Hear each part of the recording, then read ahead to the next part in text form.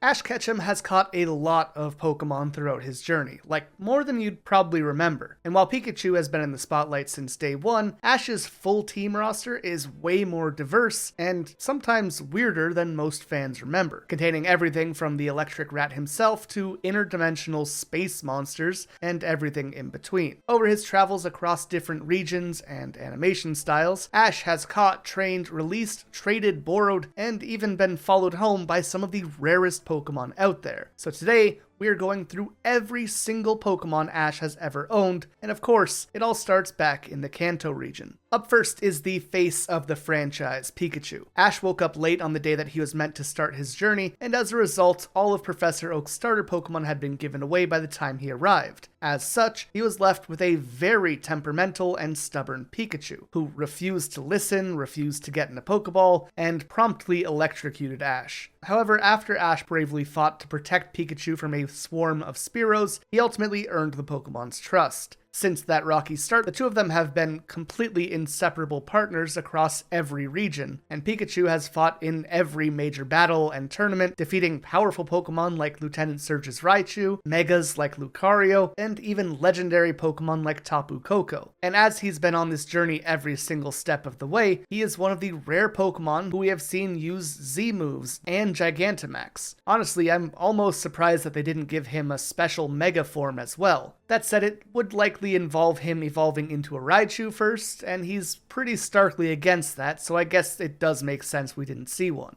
Pikachu leads Ash's team when he is absent. He watches over younger Pokemon like Togepi, and often breaks up fights between his other teammates. However, this more serious side of him never overtakes his silly side. For example, we'll often see him doing imitations of other Pokemon or people like a makeshift Ditto. In line with that, we can also see him improvising his own attacks several times throughout the series. For example, Rocket Punch against Hitmonchan, and combination attacks where he uses his Thunderbolt in tandem with Squirtle's Water Gun and Rapid Spin to make a tornado of water and lightning. It's this kind of versatility and his incredible resilience that has made him such an effective partner wherever Ash finds himself, which is why he has made his way into the party lineup for just about every major conflict in the series. On his way through Viridian Forest, Ash came across a Caterpie, and despite Misty's disgust, he managed to capture it, making this the first Pokemon he ever caught himself. However, it wouldn't stay a Caterpie for very long. Soon after being added to the team, Ash was attacked by Team Rocket, and in the chaos, Caterpie evolved into a Metapod. From there, he would evolve into a Butterfree when a Beedrill attacked them. That said, even in this final stage, Butterfree wasn't exactly a powerhouse battler. However, he was a fantastic support Pokemon, especially thanks to his Sleep Powder, which pretty regularly took care of Team Rocket. But of course, that isn't to say he was a total slouch on the battlefield either. In fact, after Ash beat a Gentleman's Raticate with Butterfree, the man was so impressed that he asked to trade for him. Ash actually accepted this trade, though he ended up regretting it almost immediately when he realized just how much he cared about Butterfree. And because of this, they traded back shortly afterwards. But even so, Butterfree wouldn't stay for very long. In one of the most famous and heartbreaking episodes of early Pokemon, Bye Bye Butterfree, Butterfree finds a pink Lady Butterfree and falls in love with her. And ultimately, Ash allows his friend to leave with her, despite knowing that he himself will be sad to lose a friend. For many years, Ash would remember back to Butterfree, however, it wouldn't be until Pokemon Journeys that Butterfree and his mate would reunite with Ash. Next up, we have his loyal aerial ace, Pidgeot. Ash originally caught Pidgeot as a Pidgeotto in Viridian Forest, making it yet another of his earliest team members. It was during a battle in which Pidgeotto was trying to protect a flock of wild Pidgeys and Pidgeotto from a Fearow that it was pushed into a corner and ultimately forced to evolve mid-battle. This power boost allowed him to defeat the Fearow. Interestingly, Pidgeotto was the only member of Ash's original team of 6 which he was never on bad terms with, and while it had far less episodes dedicated to him than the others, it was a consistent and extremely useful member of the team. For example, Pidgeotto was often used to blow away smokescreens, search with a literal bird's eye view from the sky, or pop Team Rocket's balloon whenever they attacked. However, like Butterfree, Pidgeot was also let go by Ash. After defeating the Fearow, Ash decided to release Pidgeot so that he could continue to protect the other wild bird Pokemon to ensure that Fearow would never attack again. That said, Ash promised to return once he finished his journeys in the Orange Islands, which he didn't do. Oops. But over 2 decades later in Pokemon Journeys, Pidgeot returned and saved Pikachu from Team Rocket. Now that the rest of his flock had matured and become strong enough that they no longer needed his help, he finally rejoined Ash as part of his team.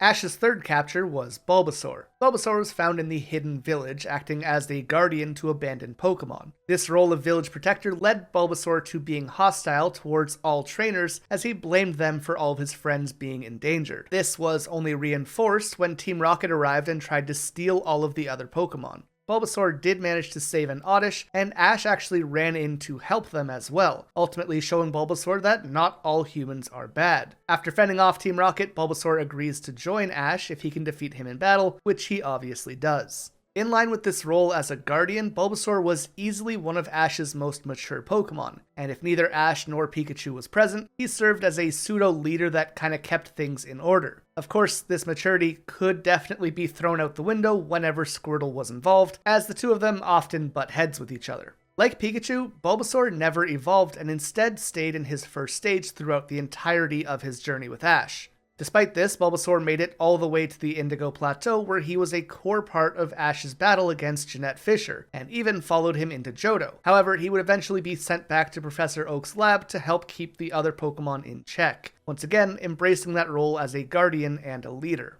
He did return for the Silver Conference, where he battled against Jackson's Shiny Magneton, a battle which showed off just how much he had grown. In the previous fight against Jeanette's Scyther, the Scyther used Double Team to completely overwhelm and nearly defeat Bulbasaur, but when Magneton tried to do the same thing, Bulbasaur immediately had an answer, spinning his vines to cut through all the after images. Bulbasaur then went on to fight to a draw against Jackson's Meganium. From here, Bulbasaur returned to Oak's lab, however, he is definitely one of the Pokemon we see make the most appearances after being sent there, and typically shows up at least once per season. Arguably the second most iconic Pokemon Ash has ever had, though, has got to be his Charizard. Ash originally caught Charizard as a Charmander, who had been abandoned and left in the rain by a cruel trainer named Damien. Ash saved him from the rain, and the fire type soon bonded with his team. However, after evolving into a Charmeleon, and later into a Charizard, things became more complicated. With his new strength came a massive ego, and Charizard famously just about completely stopped obeying Ash, sleeping through battles and even ignoring commands unless he deemed the opponent to be worthy. That said, when he did get into a battle, he was an absolute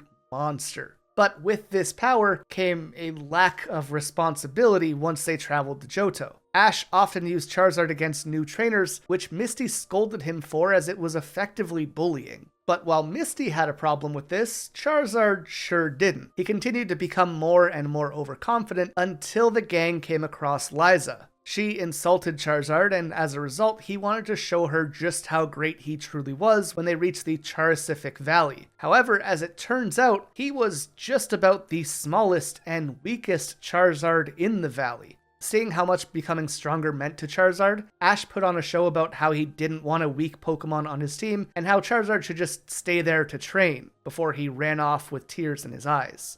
That said, this training definitely does pay off, and Charizard would somewhat regularly make appearances to help Ash in major battles going forward. For example, taking on Gary at the Silver Conference, and Nolan's Articuno in the Battle Factory. Eventually, towards the end of the Black and White saga, Charizard goes on to live at Professor Oak's lab with the rest of Ash's Pokemon.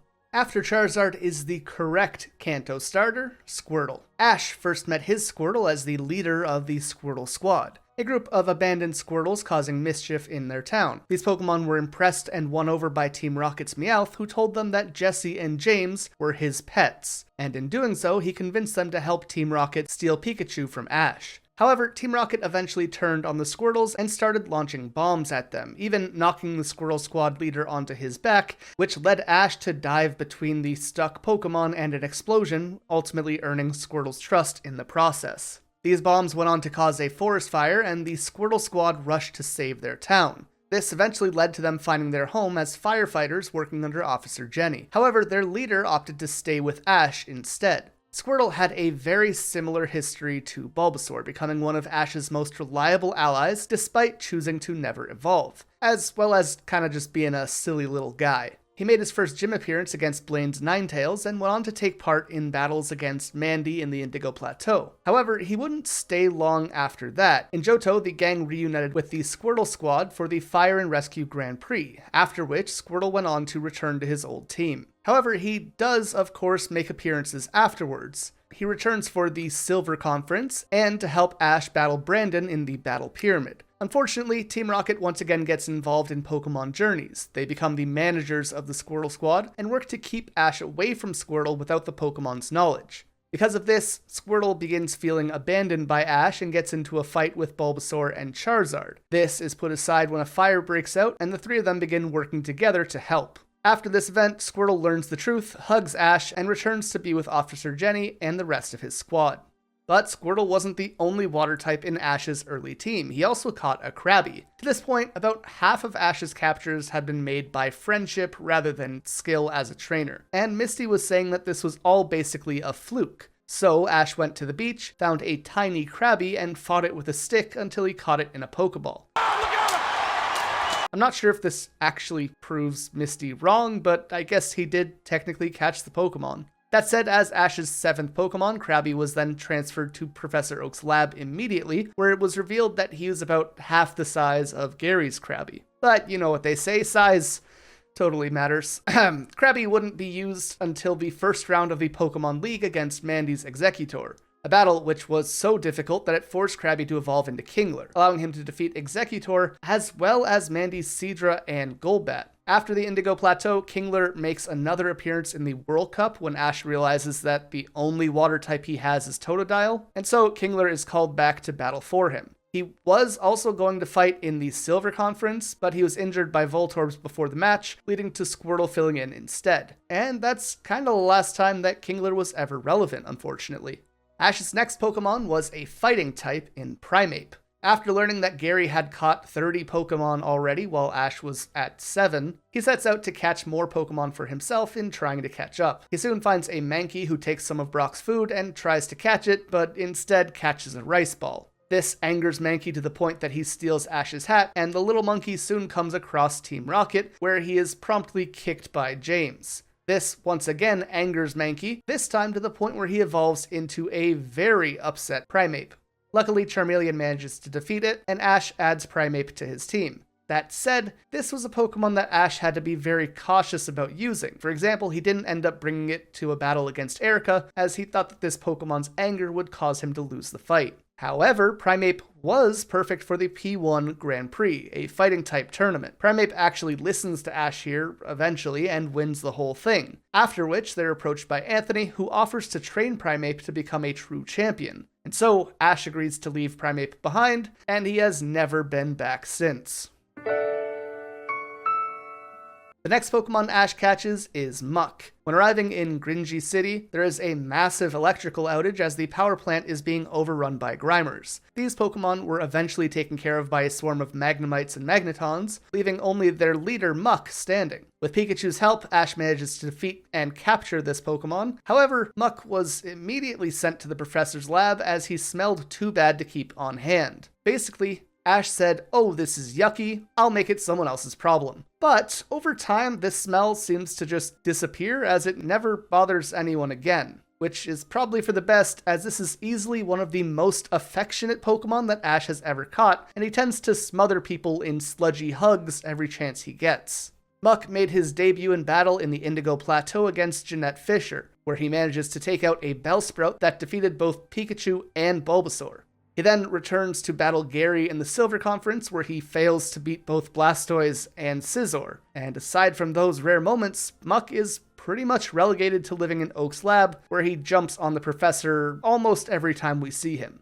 From here, Ash goes on to catch just entirely too many Tauros. In a banned episode, Ash visits the Safari Zone, where he tries to catch as many Pokemon as possible. However, every time he throws a Safari Ball, a Tauros runs in front of it, and ultimately he ends up with 30 Tauros as a result. All of these were sent to Professor Oak's lab, and none of them would be used until the Orange League, where Ash selected one of them to replace his sleeping Snorlax. He was first sent in against Drake's Gengar, but after being hit by a Confuse Ray, he had to be swapped out, though he was later sent back in, where he managed to defeat Drake's Venusaur. Tauros then made an appearance in Johto when he took part in the Tauros Battling Tournament, and even managed to take the win. This wound up getting Ash a ton of trade offers for the Pokemon, but he refused all of them and wound up sending Tauros back to Oak's lab until he battles Gary at the Silver Conference, where Tauros is defeated by Nidoqueen. Tauros also returns to battle Annabelle's Metagross in Hoenn. However, outside of this appearance, he's pretty much only seen in Oak's lab with the rest of his herd.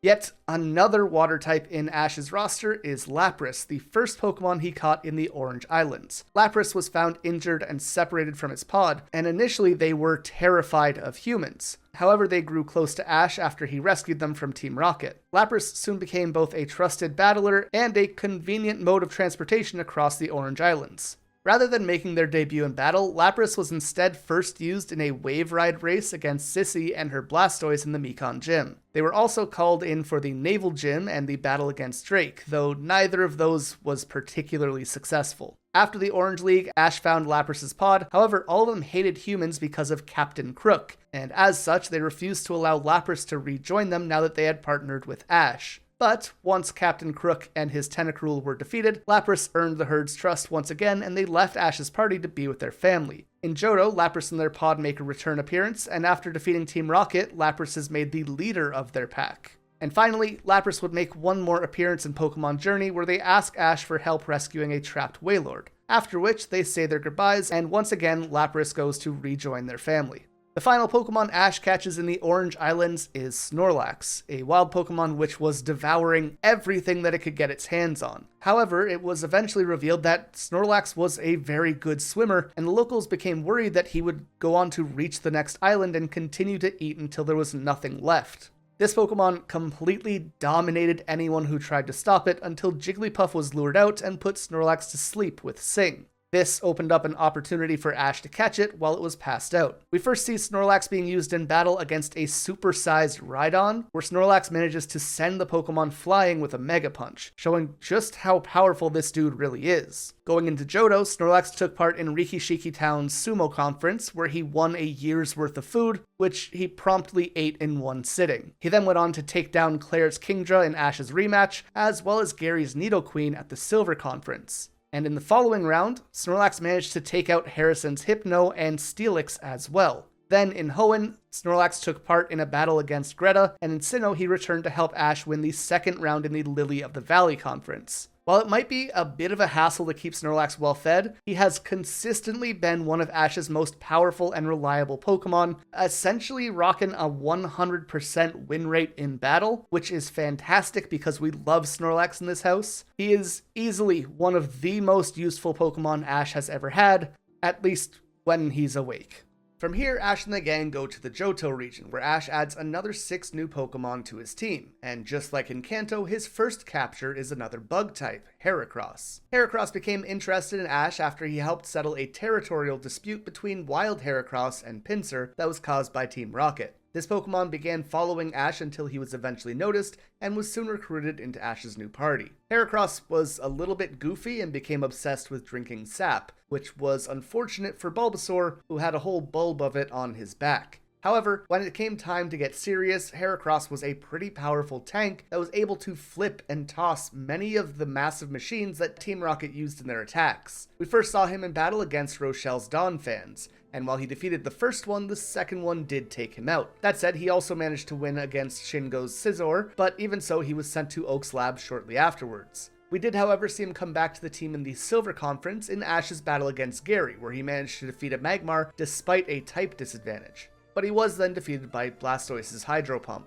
Heracross returned for a battle against Spencer's Venusaur in Hoenn, and for Sinnoh's Lily of the Valley Conference, where he kept getting put to sleep. First against Nando, where he was paired against a Kricketune who used Sing, and later against Tobias's Darkrai, where he was overwhelmed by Dark Void and Dream Eater. After this, Heracross was retired to Oak's lab, where he remains to this day.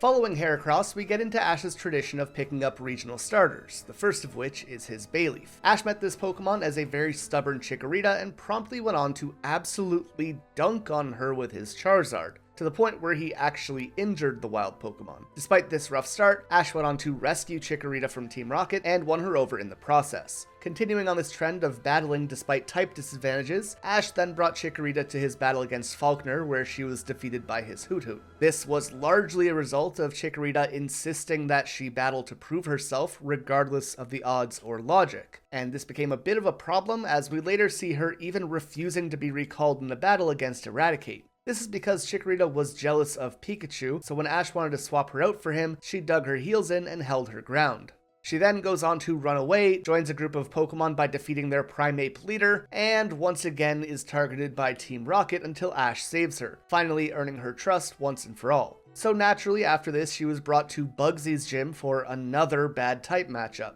Eventually, Team Rocket goes on to put Ash in danger, and Chikorita is forced to evolve into Bayleef to protect him. However, despite more than doubling in size, Bayleef didn't realize that she had grown and still acted as though she was tiny. Because of this, she would keep trying to leap into Ash's arms, hurting him, and eventually making him mad enough that he gets angry and tells her to get away from him. This leads to her running away again, and again, this was overcome when she and Ash worked together to defeat Team Rocket. That said, her clingy behavior continued, and after she was swapped out for Kingler in the World Cup, she became restless from being separated from Ash while she was at Oak's lab. Bayleef also took part in the Extreme Pokemon race with Ash against Gary and his Arcanine, where they narrowly took a win. This led to an inevitable rematch of sorts in the Silver Conference, where she battled against and lost to Gary's Blastoise. Luckily, she did redeem herself in her final battle of the series against Harrison's Houndoom, only to be beaten by his Blaziken right afterwards. I swear, this Pokemon almost only battled against Pokemon it was weak against. It's crazy. But after this, Ash goes on to Hoenn, and Bayleef is left behind in Oak's lab.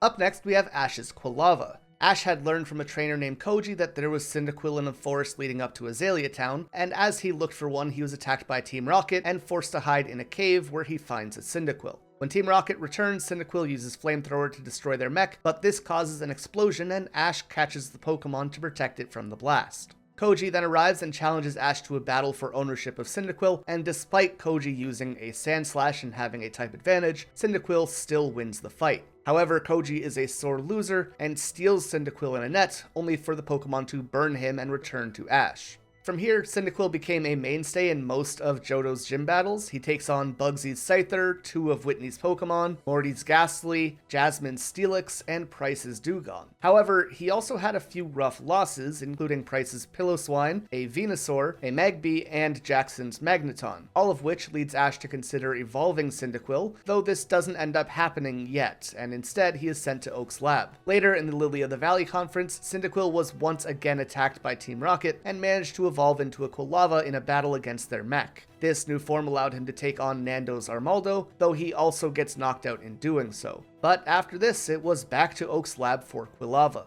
Finishing up the Johto starter trio is of course Totodile, one of the most fantastic Pokemon Ash has ever owned. Like with Cyndaquil, this Totodile was a contested capture, though this time it was Misty that Ash was competing against. Each of them threw a lure ball at him, but it was Ash that ended up catching Totodile. Even so, it was decided that Ash and Misty would battle to see who could keep him. And again, Ash wins, so Totodile is added to the team. This little guy quickly showed off his huge personality, being extremely silly at every opportunity, whether he was making a heart out of water to impress an Azumarill, or trying to run on top of a Miltank's rollout. Speaking of which, this fight against Whitney's Miltank is actually the only gym battle that Totodile was used in all of Johto. And of course, he was one-shot, so this wasn't exactly a great showing. They did have a rematch, which went better, but he still lost here as well. That said, we do see a better showing in several event matchups, for example in the World Cup, where he and Kingler were Ash's only potential entries.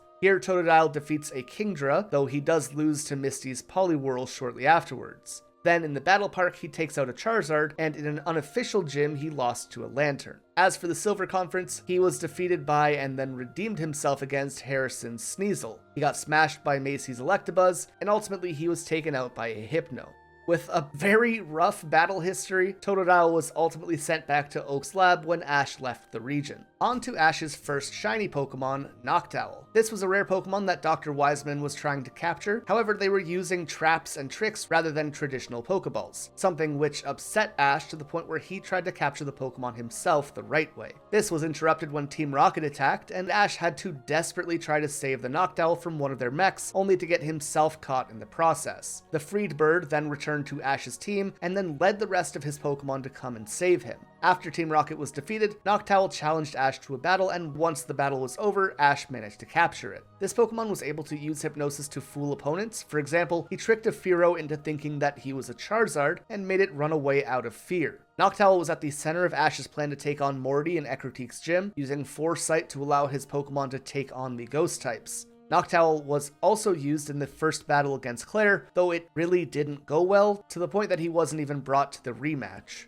Similarly, in the Silver Conference, Harrison's Steelix took down Noctowl in a single hit, after which he would be sent back to Oak's lab, being only brought out of retirement during the Lily of the Valley Conference, where Noctowl was used against Conway's Shuckle and Dusknoir, again not doing so well, though it did take out a Licky Licky at the very least. Ash's final Johto edition was his Donphan, a Pokemon which he had hatched from an egg. As a Phanpy, they were very playful and energetic, and like Pikachu, they refused to go back into their ball. However, this made them vulnerable to Team Rocket, who tried to steal it. Luckily, Pikachu did save it, but their electricity scared Phanpy so much that they ran back to Team Rocket, who ultimately used this Pokemon as bait to try and capture Pikachu in the future. They of course went on to betray Phanpy, and by using Rollout, it managed to save both itself and Pikachu before returning to Ash. Luckily, by the time the Silver Conference rolled around, Phanpy was strong enough to be a central part of Ash's plan to take on Macy, forcing her to swap out her Electabuzz and even defeating her Slugma before itself being taken out by a Quilava. Phanpy would then return to Ash and Hoenn after growing from their time in Oak's lab. In a battle against Team Rocket, they even managed to evolve into a Donphan, leading them to being used in the Battle Pike challenge against Lucy, where it takes on her Seviper. Later, Donphan even returned in Sinnoh for the Lily of the Valley Conference, though they were taken out by Conway's Dusknoir. Following Johto, Ash went on to challenge the Hoenn League and the Battle Frontier, and just as he did in both Kanto and Johto, Ash catches the regional bird. That's right, the first catch in Hoenn is Swellow. Ash first met them as a Tailo, who was the leader of a flock in Petalburg Woods that sent his underlings to attack Pikachu. Despite taking several Thunderbolts, Swellow refused to back down, so to prevent it from getting even more injured, Ash ends up catching it. It wouldn't take long before Tailo's first matches, a battle against a Zigzagoon and a Pelipper, both of which showed off just how strong and resilient this Tailo was.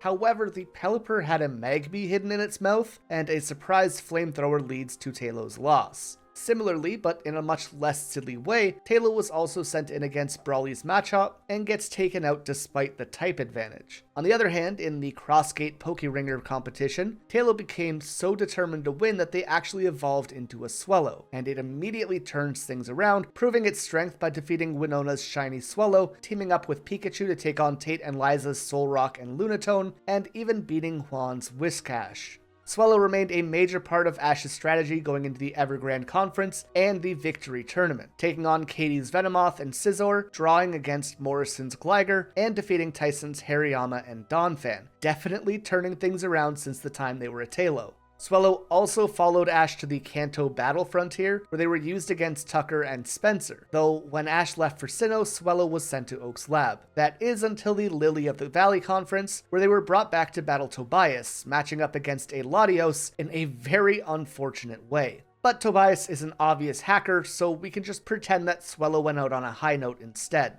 Hoenn was the first time that Ash doesn't get all 3 starter Pokemon, and instead only added Sceptile to his team. Sceptile was first encountered as a Trico when Ash helped it save its home, after which he battled Pikachu and was captured. That said, Trico was a bit of a prideful loner and didn't initially fit in with Ash's other Pokemon. That is, until he saved May's Torchic from a wild Seviper. Trico was pretty badly injured in this fight, and so he left to train on his own, perfecting a new way to use Pound. Once he returned, he was strong enough to take Seviper out and to protect his friends. That said, his move pool was still pretty limited and he didn't know any grass-type moves. So when Ash sent Treecko in against Roxanne, which should have been a positive type matchup, it resulted in him losing the battle as Treecko only knew normal-type moves. However, he was much more prepared when it came time to battle Brawly, taking down his Machop in the first match and Hariyama in the rematch. Flannery's gym battle would be much more difficult for him, obviously, but this Pokemon definitely turned over a new leaf when taking on a rampaging Loudred. During this encounter, Treecko manages to evolve into a Grovyle and learns Leaf Blade, making him a much more effective Pokemon in battle. So much so that he even took down Norman's Slacking and nearly beat Winona's Altaria and Juan's Love-Disc as well. Grovyle goes on to help with the Victory Tournament in several matches, but their next big step forward was in the Battle Frontier, where they evolve into Sceptile to rescue a Meganium that it had a crush on. Ultimately, Sceptile was left behind when Ash moved on to Sinnoh, however he did make an appearance to take on and defeat Tobias's Darkrai, though they lost to the Latios which followed. Next up we have Corphish, a Pokemon who ambushed the group from under the sand. After Treecko battled it, Ash caught them, and they immediately started causing trouble. Corphish had a hard time making friends as they often smacked other Pokemon as a weird greeting and stole their food. And he even got sick after eating rope and seaweed, but bounced back in time to stop Team Rocket. His gym debut was against Brawly, where he managed to beat a Machop, but loses to Hariyama. Later, he was picked to take on Flannery, defeating both Magcargo and Torkoal. Similarly, in the battle against Juan, Corphish managed to win against both his Celio and his Love-Disc. However, despite being useful in his own right, Corphish often clashed with Grovyle, getting jealous and challenging other opponents out of spite. For example, he lost to a Ludicolo who danced circles around him, but this was made up for by rescuing Ludicolo and single-handedly beating Team Rocket afterwards. Once Corphish was more confident in himself, he was brought to both the Evergrande Conference and the Victory Tournament, where we see him defeating Dominic's Swalot, as well as Katie's Golduck, Morrison's Girafarig and Growlithe, even going on to battle their Swampert to a draw, though Tyson's Hariyama does prove to be too much for the little crab. On that note, while Corphish was an absolute powerhouse throughout almost all of Hoenn, the Battle Frontier was a much rougher time for him, and he took almost exclusively losses. Despite his rough ending, Corphish was one of Ash's most consistent and reliable Pokemon who consistently took out several powerful opponents. Even so, we never really see him returning to battle after being sent to Oak's lab when Ash leaves for Sinnoh. Completing his Grass, Water, and Fire core is Torkoal. Ash came across Torkoal in the Valley of Steel where it was being ganged up on by a pack of Steel types. Their leader, Steelix, eventually challenged Torkoal directly, and the tortoise was getting completely overwhelmed. However, using what he learned from Flannery, Ash told the wild Torkoal to use Overheat, which allowed them to defeat Steelix. This made Torkoal deeply respect Ash, and when asked to join the team, he accepted. From there, Torkoal became one of the more emotional members of Ash's team, frequently bursting into smoke and tears whenever they were excited, happy, or just confused. While they didn't exactly shine at carnival games or impromptu soccer matches, they did hold their own in battle, beating Norman's Slackoth, winning a practice match against a Scizor, and helping a Spoink find its Pearl. Twice. That said, they also lost to Watson's Manectric and Norman's Vigoroth, who beat them in one hit, though this was after he defeated the Slackoth, so Torkoal was already pretty worn down. Torkoal was of course also a part of Ash's lineup for the Evergrande Conference, where they tied against Dominic's Tropius in a match, and later took down Tyson's Shiftry with a well-timed flamethrower. They also battled against Katie's Golduck and Morrison's Steelix, though both ended in losses. And their final match came against Tyson's Hariyama, who brushed off a flamethrower like it was nothing before knocking Torkoal out. As Ash went on to challenge the Battle Frontier, Torkoal was sent back to Oak's lab, where he made friends with Cyndaquil and eventually learned Heat Wave. Despite this, when he finally went back to battle Brandon's Registeel, he was ultimately defeated once again, and his final battle against Tobias's Darkrai doesn't go much better, as Torkoal was defeated by a Dark Pulse. Overall, Torkoal has a pretty rocky record, being one of Ash's few Pokemon who lost more than half of their battles. However, if you take out the battles against legendary Pokemon, it actually doesn't do too bad. And last but not least for Hoenn is Ash's prank-loving Glalie. We met Glalie as a mischievous Snorunt on Isabey Island, where he stole Ash's badges and leads him on a wild chase across the area. The Snorunt even leaves badges behind like breadcrumbs to keep the game going. Ash eventually follows them into the snow and protects the Pokemon from an avalanche. This completely wins Snorunt over, and he rushes back to the rest of Ash's gang so that he can lead them back to save Ash. After all this, the Pokemon still refuses to return his badges, and so Ash is forced to battle and catch them instead. Snorunt's first big battle was a tag match with Pikachu against Juan, Celio, and Seaking, but ultimately Snorunt just wasn't able to do much here. However, shortly afterwards, during a Team Rocket attack at the Hoenn Grand Festival, he evolves into a Glalie and sends them flying. In this new form, Glalie was brought to the Evergrande Conference, where things definitely turned around for the better. He and Grovyle took on Clark's Lava and Charizard, and despite both having type disadvantages, they take the win. Glalie then took out Katie's Dugtrio, Morrison's Metang, and battled Tyson's Sceptile to a draw. Even though Glalie was on a roll at this point, Ash didn't end up bringing them to the Battle Frontier and instead sent them to Oak's lab. But in the Lily of the Valley tournament, Glalie was also left behind and didn't make a return. In fact, they never made another major battle appearance throughout the rest of the series. But at least they went out on a hot streak, which admittedly is kind of ironic. But with that, we are on to Sinnoh and the addition of 6 new team members, and for the 4th series in a row, we are of course including a regional bird, this time being Staraptor. Ash first encountered this Pokemon as a Starly early on in his Sinnoh journey. While searching for Pikachu, Aipom accidentally gets into a fight with a wild Starly, and Ash swoops in to catch it while it's weakened. With Starly's help, they managed to find Pikachu in no time, but Ash wasn't the only one to catch a Starly early on, and in their first battle together, they took on Paul's Starly, though they unfortunately lose that fight. Starly wouldn't stay weak for long though, and soon evolved into a Staravia while battling Team Rocket. Even with this new power boost though, Ash still didn't take Starly to the first gym, which upset the bird, and so he promised to bring them to the next gym battle, which leads us to a 2-on-2 battle against Gardenia, where Staravia was completely outclassed by their Turtwig. They did get a chance for a rematch where Staravia takes out her Cherubi, but once again Turtwig defeats them shortly afterwards. Staravia was then paired up with Paul's Torterra in the Hearthhome City tag battle competition. However, Paul totally disregarded Staravia and essentially won the battle himself. However, Staravia did get a chance to participate in the battle against Maylene, where he defeated both a Machoke and a Meditite, as well as taking on Candace's Medicam. But more importantly, in the Poke Ringer competition in Squallville, Staravia and Ash worked together to earn a victory over Paul and his Honchkrow, evolving into a Staraptor to finally earn a win against Paul. With that, we can move on to the Lily of the Valley Conference, where Staraptor led the charge in the battle against Nando, defeating their Roserade in a single hit. Unfortunately, in a rematch against Paul shortly afterwards, Staraptor was neither able to take out his Gastrodon nor his Drapion,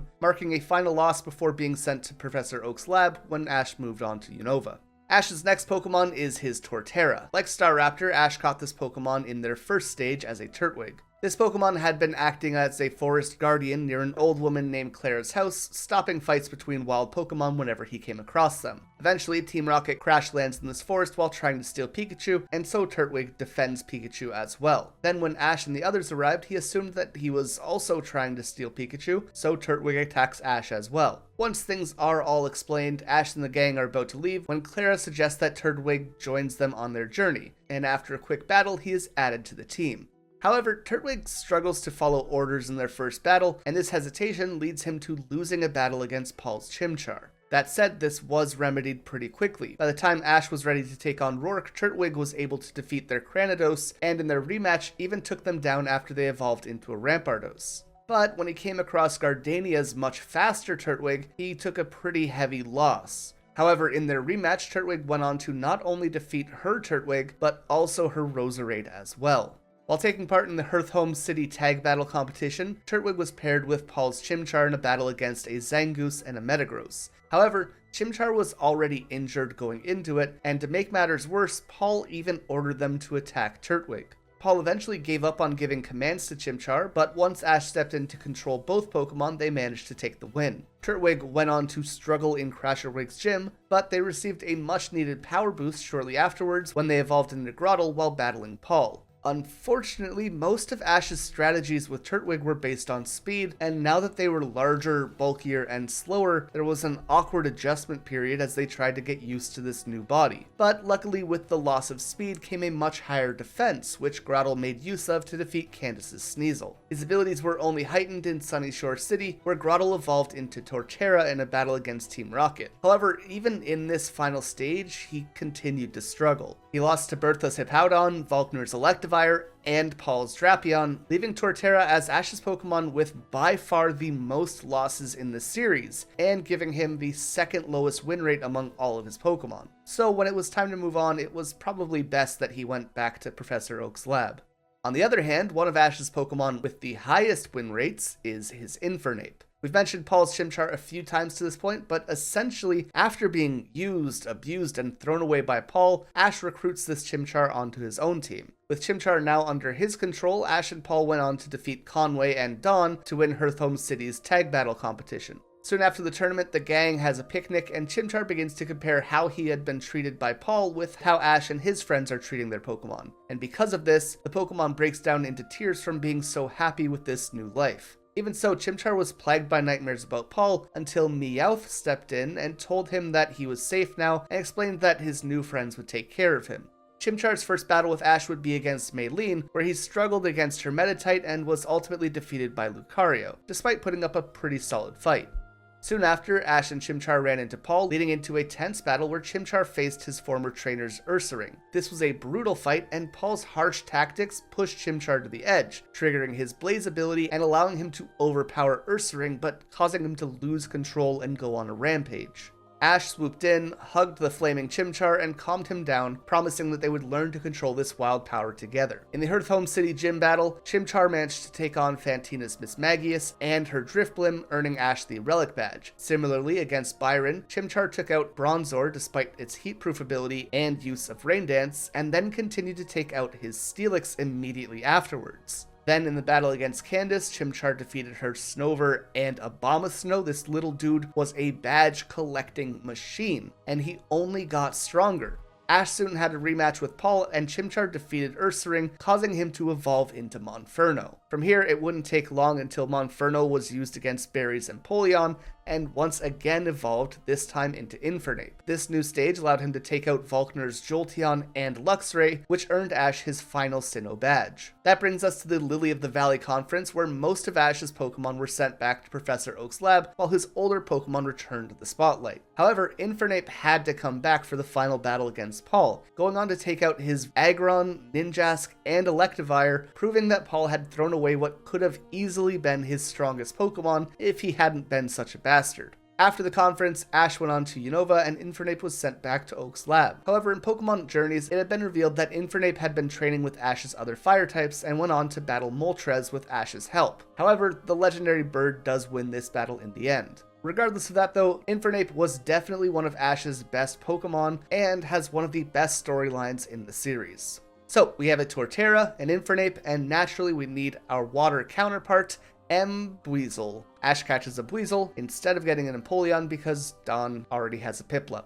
In Eterna City, Ash and Dawn both took interest in a rumor about a particularly powerful Buizel. Dawn manages to catch it on her fishing line, but he quickly overpowers her. Zoe and her Glameow are also defeated by Buizel, and then even Ash and Pikachu are taken down. However, after Team Rocket gets involved, Dawn manages to capture Buizel once and for all. That said, Buizel quickly makes it clear that he prefers battling over contests, and often butts head with her team, ignores commands, and after a loss to Lucian's Bronzong, spirals into a full-on confidence crash. Lucian helps Dawn understand Buizel's battle style, and she begins to adjust her training to fit him better. But even so, he still struggled in contests, and just didn't click with her double performance ideas. He flopped in rehearsals and never even got to debut at Hearthome. On the other hand, Buizel showed a massive interest in Ash's training style. At the same time, Ash's Apom was struggling with battles, so eventually Dawn and Ash agreed to swap Pokemon. As part of Ash's team, Buizel instantly felt more in his element. He tied with Maylene's Lucario in a gym battle, helped Ash qualify in the Wallace Cup, and eventually mastered the Ice Aqua Jet combo that Dawn had once tried to teach him. Later, in a battle against Crasher Wake, Buizel defeats Quagsire and even manages to defeat Wake's Floatzel in a battle that is pretty similar to Pikachu defeating Surge's Raichu back in Kanto. He even helped invent Ash's iconic Counter Shield strategy during the Hearthome gym match against Fantina, knocking out her Gengar before ultimately being put to sleep himself and KO'd by Drifblim. Buizel had a few rough showings, like getting taken out by Byron's Steelix and losing pretty bad to Flint's Infernape, but his biggest challenge came during Ash's battle against Paul. all. In their match, Buizel wanted to stay in the fight, but was taken out by Ursaring's Focus Blast. But in the rematch, he took out Gastrodon with an Ice Punch, however he was ultimately knocked out by Drapion. Despite the losses, Buizel proved to be one of Ash's most tenacious and tactical Pokemon, which regularly stole the spotlight both on the battlefield and off of it. After the league though, of course Ash leaves him behind at Professor Oak's lab as he moves on to Unova. And that brings us to what might be one of Ash's most famous but worst performing Pokemon, the ground-flying type Gliscor. Gliscor joins Ash's team back when he was just a Gligar. He was one of many stranded in the city after a massive windstorm. After bonding with Ash during the rescue effort, Gligar decides to leave its pack and travel with him. It was playful and affectionate, but also extremely clumsy and scared of battling, especially after losing badly to the Gliscor who had once led their old group.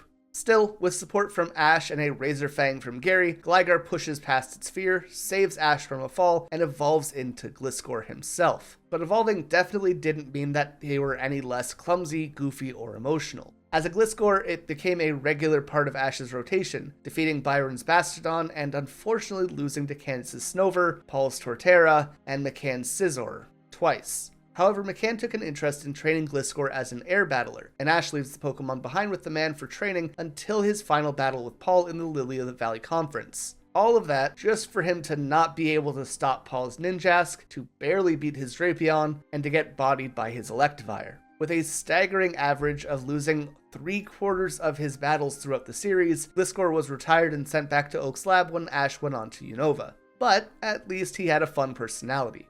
And Ash's last catch in Sinnoh was Gible, a Pokemon with an unfortunate habit of biting and latching onto just about anything in front of him. Ash first met Gible while they were trying to learn Draco Meteor, and for some reason, every time the Pokemon tried to use it, the move would fail, and rather than exploding in the sky, it would just fall and land on Piplup. With Ash's help, Gible learned to successfully use the move and was able to defeat Team Rocket with it, however the next attempt did fail. After this, Gible began to follow Ash, and over time they continued practicing the attack. Though again, with each failure, Piplup would take a pretty rough hit. This was actually so consistent that when a Ditto turned into Piplup, Draco Meteor was used to tell them apart because they knew it would always land on the real Piplup. Eventually, Ash would fully capture Gible and add him to his team, and in their first battle together against Barry, they even managed to take down his Empoleon. Then, in the Lily of the Valley Conference, Gible was used against Conway's Shuckle and caught the opponent in his mouth mid-Gyro Ball, only to continue biting down on Shuckle and firing a Draco Meteor with the Shuckle still in his mouth, ultimately winning him the match.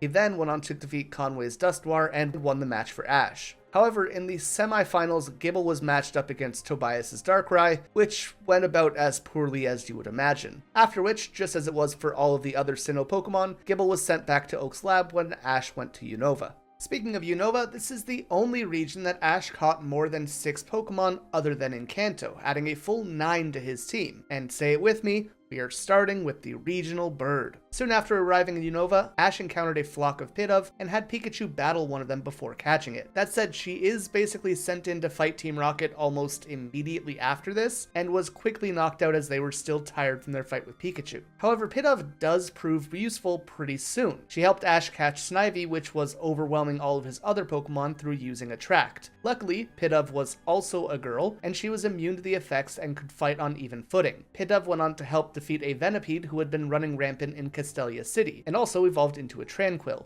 She was then brought to battle Skyla, where she defeated Swoobat and evolved again in her battle against Swanna, this time into an Unpheasant, giving her the strength and speed needed to end the fight. However, this winning streak came to a close against Roxy, whose coughing took Unpheasant down, and the same thing happened against Cameron's Riolu in the Virtuous Conference. Ash actually went on to send Unpheasant back to Oak's lab in exchange for bringing his Charizard back onto the team, and as such, Unpheasant was retired long before the end of the Black and White series.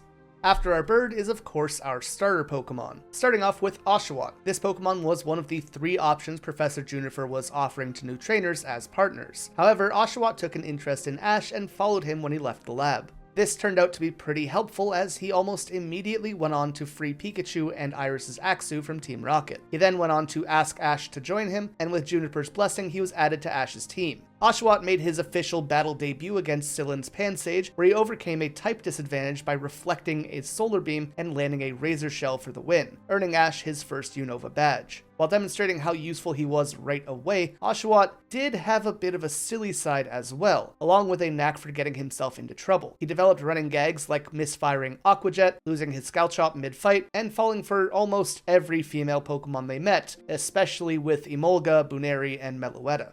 Against Lenora's Watchog, he was defeated by a Thunderbolt when he lost focus because he had dropped his Scalchop. However, in a rematch, Oshawott managed to battle to a draw as he had better learned to use his Aqua Jet. That said, this was still a difficult task for him, as Oshawott kept closing his eyes whenever he used the move. Over time, he did learn to keep his eyes open, and it made it much more effective. Turns out, seeing helps you target things. Oshawott picked up wins against Tripp's Timber, Clay's Crocorock, and Stefan's Blitzel, and put up a strong showing against a Hydreigon during the Virtuous Conference. However, he also did take a notable loss against Sharon's Herdier. Finally, Oshawott competed in the Scalchop King competition against Cadbury's Duat Caesar. Both fell in love with Osharina, the Scalchop Queen, and ultimately the two of them made it to the finals of the tournament, where Oshawott managed to defeat his rival. But despite winning, Osharina rejected Oshawott in favor of being with Caesar. Soon after, Oshawott was sent to Oak's lab when Ash left for Kalos.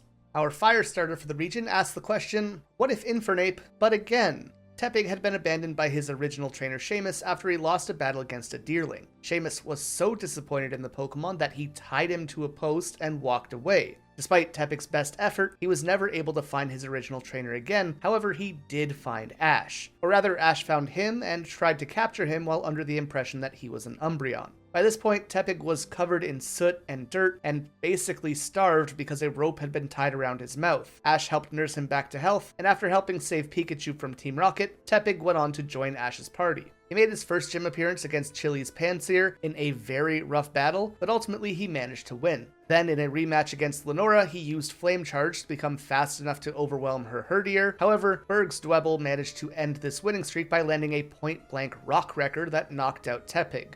This actually set him on a bit of a rough patch, battling to a draw against Tripp's Vanillite, and then losing to a Roggenrola, as well as Inigo and Emmett's Electros and Chandelure. And as if this wasn't rough enough, soon Seamus reappeared. Tepig rushed to his former trainer, believing that they'd be happy to see him. However, Seamus threw Tepig at Ash and called him useless before leaving once again. You never would have thought that we'd be missing Paul, but here we are. Seamus is somehow worse.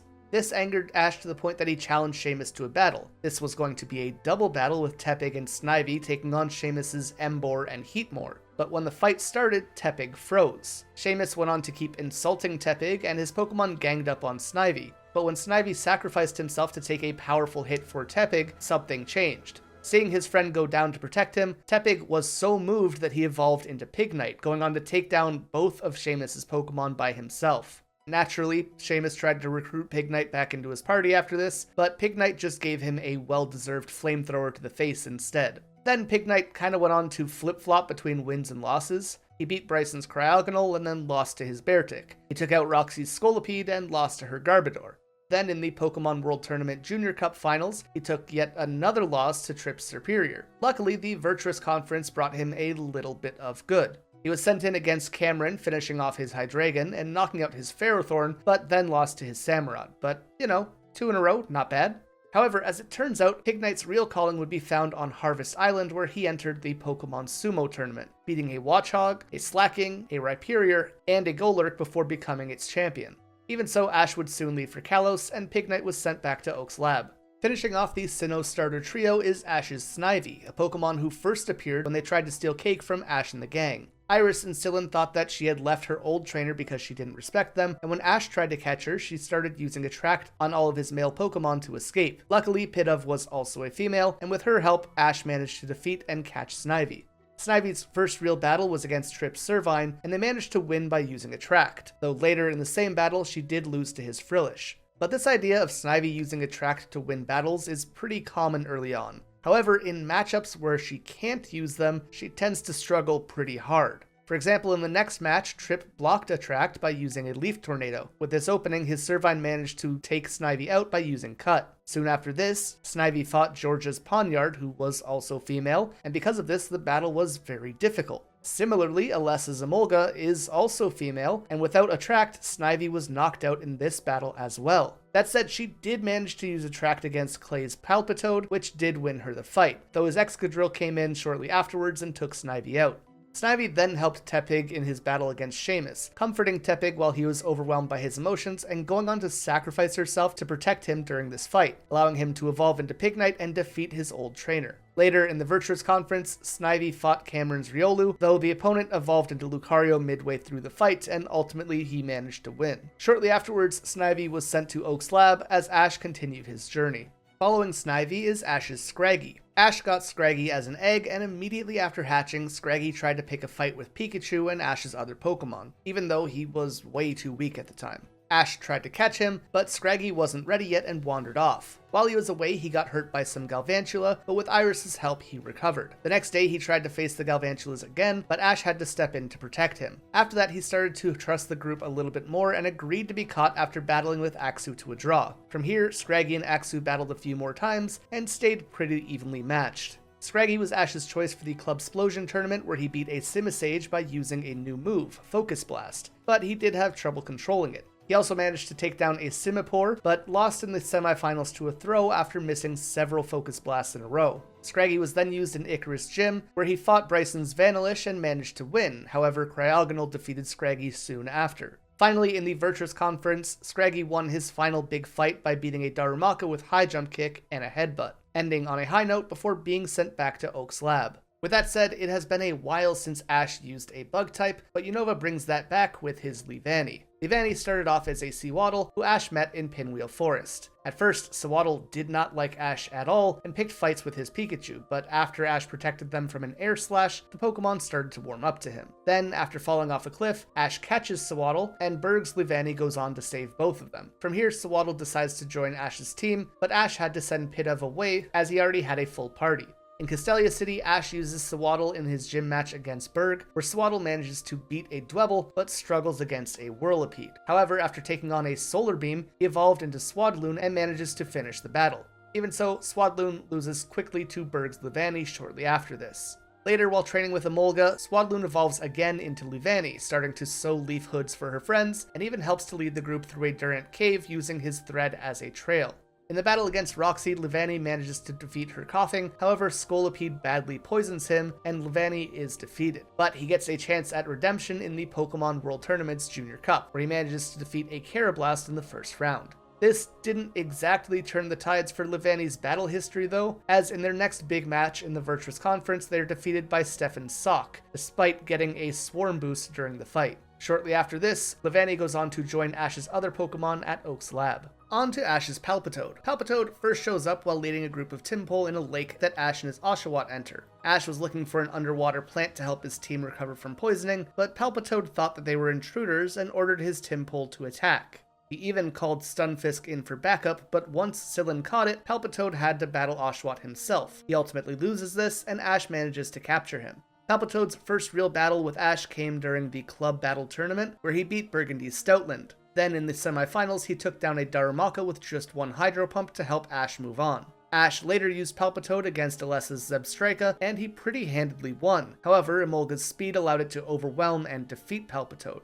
Against Roxy, Palpitoad battled her Garbodor. However, when he was poisoned by a Gunk Shot, Garbodor's Venoshock was made strong enough to take Palpitoad down. Then, in the Virtuous Conference, Palpitoad was sent in against Stefan and yet another Zebstrika. However, unlike last time, this battle ended in a draw. Palpitoad didn't even make it to the end of the region like Ash's other Pokemon, and before Ash leaves for Decolor Island, Palpitoad was sent back to the lab. Our second to last Pokemon in Sinnoh is Ash's Boldore. Boldore started off as a wild Roggenrola that Ash met after it crashed into Sillin's food. It was strong enough to take down both Oshawott and Tepig before being captured after helping stop Team Rocket from using Roggenrola to power a weapon. Soon after joining the team, Roggenrola helped track a missing Audino with its hearing and freed them by breaking Team Rocket's control machine. It also helped move a runaway train cart and went on to free the forces of nature from a helicopter. Roggenrola eventually evolved into Boldore during Ash's Driftvale Gym battle. During a match with Clay's Excadrill, Boldore was able to take the win and earned Ash his 5th badge. It later fought in a tag battle with Sillin, where it was knocked out by a pair of Hyper Beams. Boldore also faced Roxy's Coughing, but there it was defeated. However, it did return to beat a Reuniclus in the Junior Cup. Finally, in the Virtuous Conference, it battled Cameron's Hydreigon, but was ultimately knocked out in one final loss before returning to Oak's lab.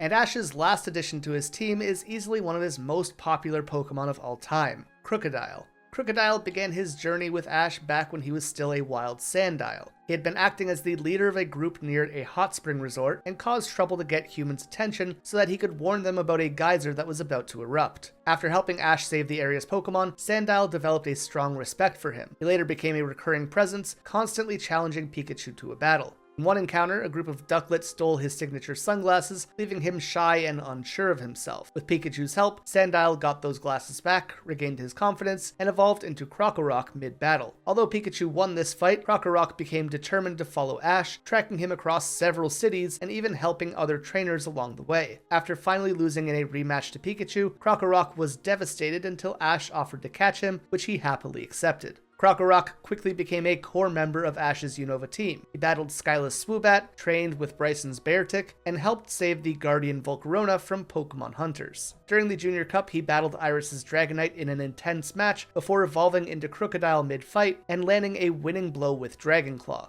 His strength and speed made him one of Ash's most reliable powerhouses. In the Virtuous Conference, Krookodile took down both Stefan's Liepard and Sock, and later he even helped Ash and N fight Team Plasma, cleverly using Dig and Stone Edge to stall their forces, as well as helping trap Getsus and his crew at the White Ruins. Krookodile stayed on the active team during the Decolor Island arc, but was eventually swapped out so that Ash could bring back Levani to help evolve a wild Caterpie. With that, we can move on to my own personal favorite region, Kalos, where Ash added 5 new Pokemon to his team, creating what was arguably one of his strongest parties up until this point in the story. Yet another of Ash's most famous Pokemon is his Greninja. Greninja began life as a solitary Froakie who didn't fit in with the others in its pond. While most Froakie played together, this one trained alone, hoping to grow stronger. The others saw it as a threat and eventually attacked it, leading Nurse Joy to treat its injuries, and ultimately she gave it to Professor Sycamore. After several failed partnerships with trainers who didn't understand it, Froakie returned to Sycamore again and again, holding out for someone it could truly trust. That chance finally came when Froakie spotted Ash in Lumiose City. After watching him battle and step in to protect others, Froakie helped Ash to defeat Team Rocket and later joined him in saving Garchomp from falling off Prism Tower.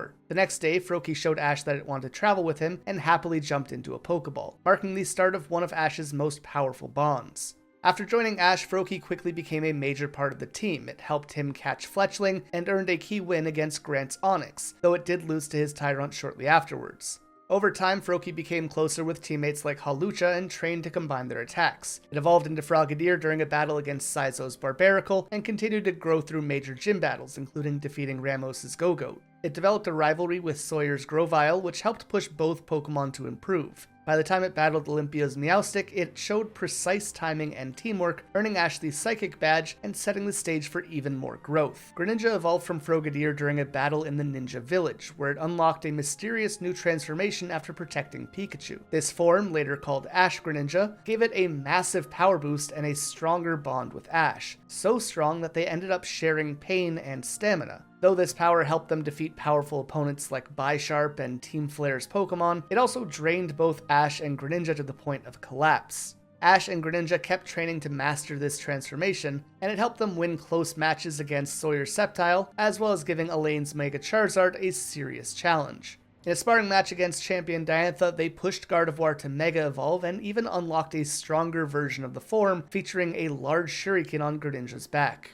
However, after suffering back-to-back losses, first to Sawyer's Sceptile and later to Wulfric's Avalugg, Ash and Greninja hit a low point in their journey. Despite being stronger and more in sync than ever, they were still getting beaten left and right, leaving Ash frustrated and full of doubt. The two parted temporarily, with Ash wandering into the Winding Woods, and Greninja eventually going after him with Squishy's help. During a snowstorm, they reunited and rescued a group of Spupa from a cliff, and in doing so, they reconnected emotionally and finally perfected their bond phenomenon. And once again, Greninja rolled over a Pokeball to Ash, just like it had when it chose him as a trainer. In a rematch against Wulfric, Greninja took on Mega Abomasnow despite a type disadvantage. This time, with their bond stronger than ever, Ash and Greninja stayed perfectly in sync. After a hard-fought battle, Greninja defeated Abomasnow with an Aerial Ace, securing Ash his 8th badge and a spot in the Kalos League. At the Lumiose Conference, Greninja was Ash's ace. It easily defeated Titus's Altaria and went on to beat Sawyer's Mega Sceptile in their rematch, dodging every Frenzy Plant before breaking through with a massive Water Shuriken. In the final battle, Greninja defeated Elaine's Bisharp and went on to battle his Mega Charizard. Their last attacks, being Water Shuriken and Blast Burn, exploded as they clashed, with Greninja fading moments later, leaving Elaine the winner of the tournament. Not long after that, Ash and Greninja were captured by Team Flare, who wanted to use their unique bond for evil. However, they resisted control and Greninja helped defeat Lysander's Mega Gyarados, and went on to play a massive role in helping to save Kalos. After the crisis, Zygarde asked Greninja to help to keep Kalos safe, and ultimately Greninja agreed, parting ways with Ash to continue protecting the region. Greninja later reunited with Ash in Journeys and agreed to train Lucario, quickly defeating it in a sparring match. When Lucario grew frustrated and ran off, Greninja followed and helped guide it, teaching it the importance of balance in mastering Aura. After sensing danger, the two rushed back and worked together to destroy a cluster of giant roots that threatened Ash and Go, combining their Water Shuriken and Aura Sphere to create a powerful attack.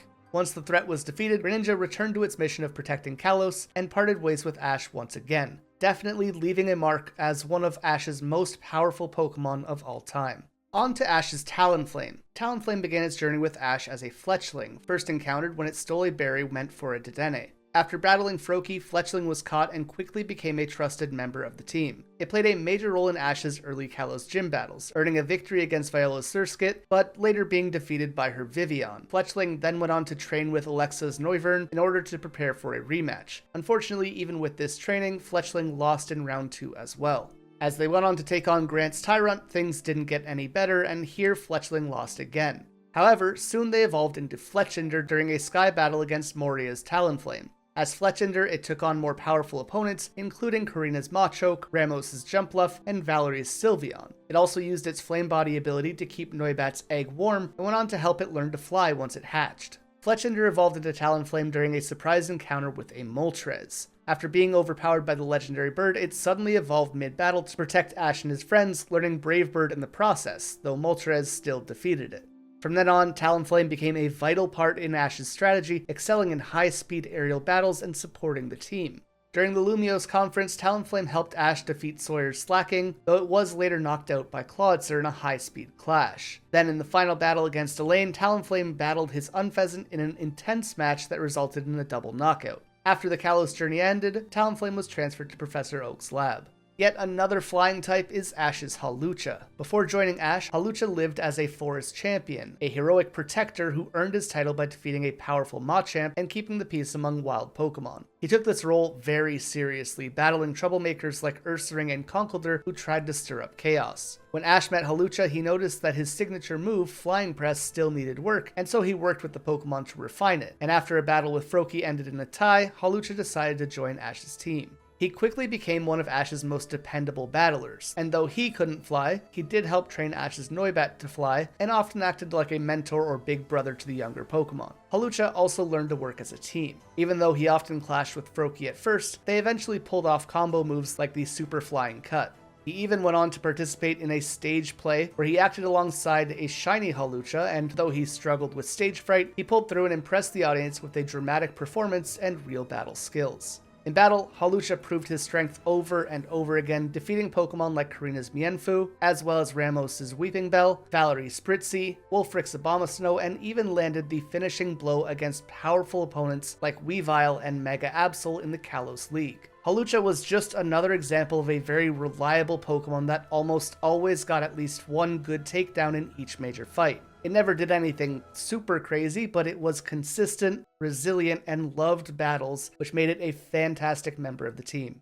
Up next is one of the single best Pokemon that Ash has ever used, not because they're strong, though they definitely are, but because they are a Goodra, which means that we are legally required to love them. Before joining Ash, Gumi lived in a peaceful wetland home alongside his best friend Wooper. That peace was shattered when a Florges led a group of invading Pokemon like Ariados, Pinsir, and Beedrill to take over the wetlands. At the time, Gumi was too weak and scared to fight back, and was struck by Florges' Moonblast, which sent it flying, leaving it traumatized and deeply afraid of both Bug and Fairy-type Pokemon. Gumi's journey with Ash began when he landed on his head after this attack. Exhausted and nervous, it quickly warmed up to Ash but remained fearful of Pokemon like Dedenne and Ariados. Team Rocket later kidnapped Gumi and Pikachu, and though Gumi could have escaped on its own, it showed an early sign of bravery as it returned to help free Pikachu. Inspired by Ash's loyalty, Gumi jumped into battle, withstanding a powerful combo from Team Rocket and defeating them by using Bide.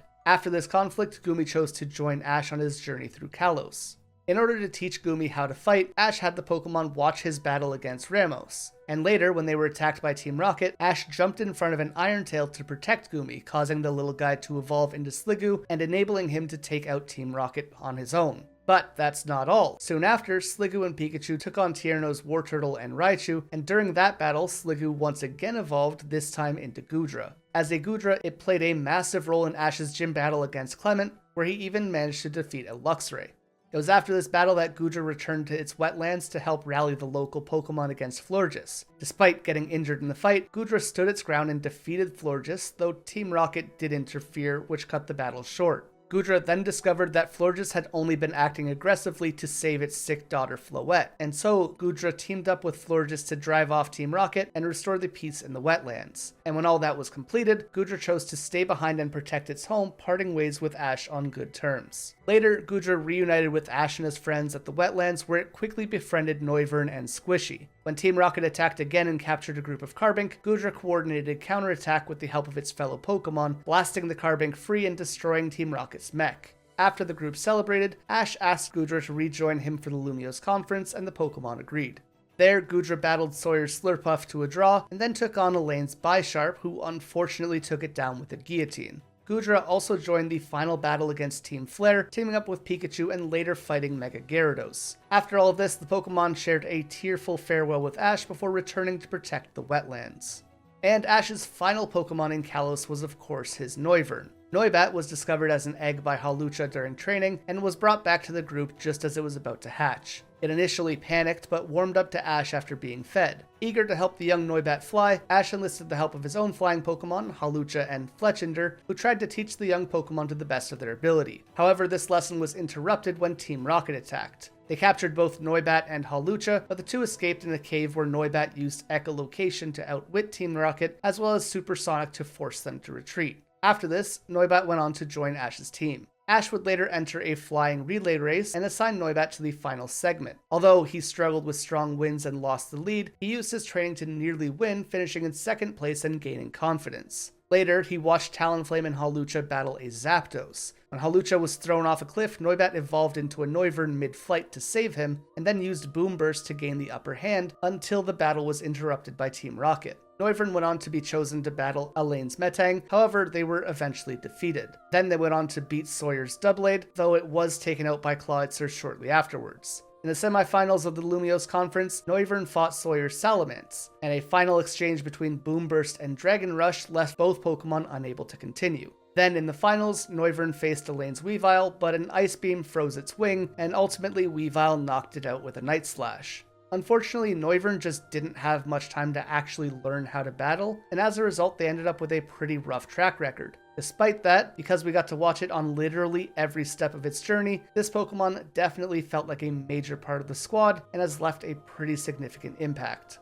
And with that, we are headed into Generation 7 and the Alola region, where Ash added another 6 Pokemon to his roster. And for the first time, he doesn't start with a regional bird. Well, I mean, kinda. He doesn't get a Toucanon, but he does get a Rowlet, which is still technically an early bird Pokemon, and they were raised by Toucanon, so it almost counts, I guess. Rowlet was born into a flock of Pikipek, Trumbeak, and Toucanon, who raised it as one of their own. One day while helping the flock gather food, it accidentally brought back a wind chime rather than fruit, and was sent out to get more food instead. Tired and hungry, Rowlet caught the scent of Mallow's Bounsweet and mistook it for food, repeatedly trying to grab it. After failing and collapsing mid-air, it was caught by Ash, who gave it the food it needed to recover. Rowlet then led Ash and Mallow to discover where it lived, and naturally Team Rocket then showed up and captured the flock, looking to reclaim the berries that had been taken from their beware. After Team Rocket was taken away, Ash praised Rowlet but didn't want to separate it from its family. However, Rowlet chose to go with Ash and Toucannon gave its blessing. From there, Rowlet nestled into Ash's backpack, and soon after he was officially caught. Rowlet had its first official battle against Hobbs's Oricorio, unfortunately losing after being confused by Teeter Dance. He went on to attempt the first trial along Pikachu, where he helped take on the Totem Gumshoes, though again he was knocked out, this time in a single hit.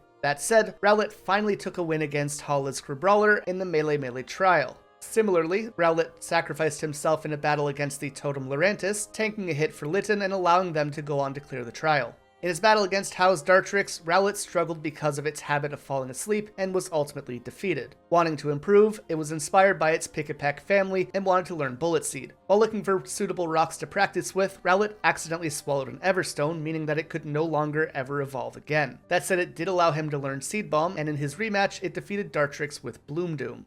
Rowlet also grew close to a Meltan, helping it retrieve its lost nut after saving it from Team Rocket. The two battled together against Ryuki's Zweilous and Dredagon, where Rowlet learned Brave Bird to protect Meltan, and together they managed to win the double battle. Later they asked Wingull to invite its foster family to its next battle against How's Decidueye, and its family arrived to help teach it Feather Dance. Though the match was tough, Rowlet surprised everyone by waking up mid-battle and mastering the move, which allowed it to defeat Decidueye. In Ash's battle against Professor Kukui, Rowlet defeated Braviary using Brave Bird, but was later taken down by Venusaur after getting caught in its flower. Ultimately, at the end of Ash's Alolan journey, he would leave Rowlet with Professor Kukui and Burnett. Up next, Ash's 50th capture, not including the 30 Tauros, was Lycanroc. Lycanroc first appeared as a wild Rockruff that wandered into Professor Kukui's home after being confused and weakened by a previous battle. Kukui offered it food, and Rockruff decided to stay, though it wasn't officially caught. It quickly became part of the household and formed a strong bond with both Kukui and Ash. Although Kukui had considered using it in battle against Ash, that match was cut short when Tapu Koko challenged Ash instead. Later, Rockruff returned home with injuries, which led Ash and Kukui to discover that it had been secretly training and battling strong wild Pokemon at Clawmark Hill. After Ash helped it master Rock Throw and defeat a Magmar, Kukui saw how close they had become and encouraged Ash to catch Rockruff, which he did. This Pokemon had its first official battle in a win against Hiroki's Mudbray. After seeing a Lycanroc defeat a Blastoise, it became excited to evolve, but it was still overwhelmed in a battle against Gladian's own Lycanroc. Later, during Ash's Akala Island Grand Trial, Rockruff knocked out Rowlet by accident and then defeated Olivia's Lycanroc to win a Rockium Z. This growing aggression signaled that it was close to evolving. It later ran off to train on its own and was hurt in a battle with Tapu Lele. After being healed by Ash and two other Lycanroc, it evolved into Dusk Form Lycanroc during Sunset. Ash also learned that Lycanroc hated getting dirty, often going berserk when it did. For example, after being defeated by Gladian's Silvally, Lycanroc completely lost control as it had been tossed into a lake and got its fur wet. Lycanroc went on to join the fight against Lusamine's Clefable, protecting Lily and helping free the Clefable from Nihilego's control. Later, Ash used Lycanroc in a trial battle against Nanu's Crocodile, but it lost after getting angry from a Mud Slap and falling to Counter and Crunch. Ash then trained with Tapu Bulu, who forced Lycanroc to face its rage by intentionally getting it dirty. Pokemon then went on to face Nanu again in a 3-on-1 grand trial. It defeated Crocodile and Sableye, and then took on Persian. While Nanu tried to make him angry again, Lycanroc stayed calm and kept control, eventually landing a counter during a Z-move clash and winning the battle. In the finals of the Alola League, Ash and Gladian's Lycanroc faced off one last time, and finally, Ash's Lycanroc managed to defeat them, ultimately winning Ash the championship. Later, when Ash decides to travel the world, Lycanroc stays behind in Alola with Professor Kukui and Burnett. As is tradition, Ash also caught a powerful fire type in this region, Incineroar. Litten had a rough past and was raised by a Stoutland who rescued it. It lived with Stoutland and took care of it after the Pokemon grew too old and weak to search for food. Litten was tough and kept distance from others and stole food when it needed to, including from Ash. Over time, Ash learned that it was only acting out to protect and provide for Stoutland, and this completely changed their dynamic. At first, Litten didn't want any help and even bit Ash when he tried to take them to a Pokemon Center. But after Ash showed respect for its loyalty towards Stoutland, Litten began to open up. When Stoutland eventually passed away, Litten was devastated and tried to act like nothing had changed by continuing to train and live alone. However, Ash visited them often to check in, and Litten eventually challenged him to a battle. After finally mastering Firefang, Litten offered Ash a berry and let him catch it, officially joining his team. Litten helped Ash take out the totem Pokemon Lurantis with the help of Rowlet, and later got fired up watching the Master Royals Incineroar during a Battle Royale match on TV. At a special live event, Litten jumped into the arena on its own, and Ash had no choice but to enter the match. Despite landing some good hits, Litten was clearly outmatched and was defeated by Incineroar. However, rather than be discouraged, Litten was inspired by this loss, and Ash decided to teach them Flame Charge. During training, the Master Royal challenged Ash to a one-on-one battle, and in the middle of the battle, Litten evolved into Torracat. The evolution boosted its speed and power, allowing it to damage Incineroar, but in the end it still lost the match. Even so, the Master Royal praised Torracat and officially declared it as Incineroar's new rival. In the Manalo Conference, Torracat fought Guzma's Scizor and Golisopod, and despite having a tough match and being poisoned, it held its own and managed to eliminate Scizor before eventually being defeated. Later, it opened up for Ash's full battle against Kukui. It went on to defeat Kukui's Venusaur with a charged Fire Blast, and was saved for the final showdown with Incineroar. In this last battle, both Pokemon used Inferno Overdrive, and Torracat landed a super effective revenge in the aftermath. With that, Torracat had won the battle and evolved into Incineroar, though they did faint from exhaustion immediately afterwards. Like with his other Pokemon, after Ash's journey, Incineroar was left with Kukui and Burnett. Following Incineroar is Ash's Naganadel. Poipole had come from a distant world filled with others of its own kind and ruled by an elder Naganadel. Their home thrived under the light of Necrozma, who kept the world green and full of life. When a meteor threatened the planet, Necrozma destroyed it, but the impact transformed it into something darker. The resulting change drained the world's light, leaving it desolate, encasing Necrozma in a crystal and sealing off the light that it once shone with. The Poipole began to hurtle together for warmth in what little light they had, but hoping to find a better place, one Poipole left its home through an ultra wormhole. They first appeared near the end of Ash's time at the Pokemon School. It watched Ash's group take on a Buzzwole and became fascinated with Pikachu's electricity. It later sought Pikachu out, and the two of them quickly bonded. After a brief battle with Team Rocket and a visit to the Ultra Guardian base, Lusamine advised Ash to take care of Poipole until its home could be located. Although it thought that Ash was playing at first, Poipole eventually understood the idea of a Pokeball and allowed itself to be caught willingly. At Hokulani Observatory, Poipole became fascinated with the light given off by Minior during a meteor shower. One Minior, stuck in its shell, was brought to the observatory by Ash. Here, Poipole spent the night watching over them, and when it finally emerged with an orange core, Poipole excitedly tried to befriend it, but upset it with a messy spray of ooze. To make amends, Poipole painted its new friend's portrait, and the two became fast friends. Sadly, the orange core Minior faded away along with the others, as they were unable to survive without their shell, leaving Poipole heartbroken until comforted by Ash. Eventually, the Ultra Guardians followed Lunala through a wormhole and arrived in Poipole's home world. Here, they learned the full story from the local Naganadel, and after helping restore Necrozma and bringing light back to their world, Poipole chose to stay behind with its hive. However, before departing, it drew Ash and Pikachu's faces as a farewell gift. Later, Poipole returned, now evolved into a Naganadel, and helped Ash and Pikachu battle a shiny Guzzlord that threatened Manalo Stadium. After working with Professor Kukui to drive it back through a wormhole, Naganadel officially rejoined Ash's team to help with the final full battle. It defeated Kukui's Lucario and fought against Tapu Koko, though it was ultimately defeated. Finally, when another Ultra Wormhole opened, Ash allowed Naganadel to return home one last time.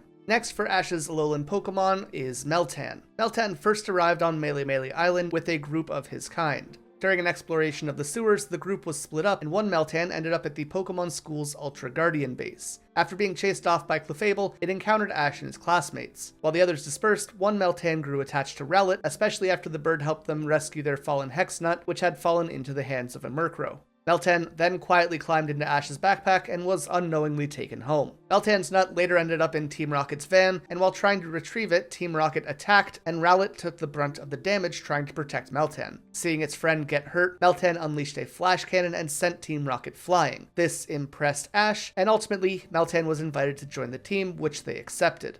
During the Manalo conference, Faba secretly swapped Meltan in to fight instead of Pikachu, assuming that it would be weaker. However, Meltan's curiosity led to it gnawing on Hypno's pendulum, and ultimately this disabled their hypnosis. Ash followed up with a flash cannon, and this ended up earning them a surprise victory. Soon after, Meltan called out to all of its species across Alola. They reunited and fused together, evolving into Melmetal. In Ash's next battle against Gladion, Melmetal used its newfound strength to battle against Silvally. However, it was ultimately defeated defeated despite this evolution. Melmetal then reappeared in Ash's full battle against Professor Kukui, overpowering Empoleon before falling to Incineroar. Following this league, Ash left Melmetal with Professor Kukui and Brunette before setting out on his next journey. Now, that said, there is one more Pokemon in Alola that Ash did own, though he didn't technically catch it. This was his Solgaleo, Nebby. Nebby debuted as a mysterious Cosmog that appeared in one of Ash's dreams before being brought to Melee Island by the guardian deities of Alola. After finding it sleeping in the woods, Ash took it to the Pokemon school where Lily gave it the nickname Nebby. Professor Brunette and Lusamine later identified it as a possible Ultra Beast, and although Lusamine offered to take Nebby into Aether Paradise, Ash chose to keep it with him, promising that he would look after it personally. Nebby began traveling with Ash and his friends, but eventually was tricked by Faba into opening an Ultra Wormhole. Though Pikachu and Gladion went on to stop Faba, the burst of energy caused Nebby to evolve into a Cosmoem. Ash later brought it to the Altar of the Sun, where the guardian deities performed a ritual that helped it evolve once again, this time into Solgaleo. After giving Ash a Solgaleo Z and upgrading his Z Ring to a Z Power Ring, Solgaleo carried Ash, Lily, and Gladion into Ultra Space.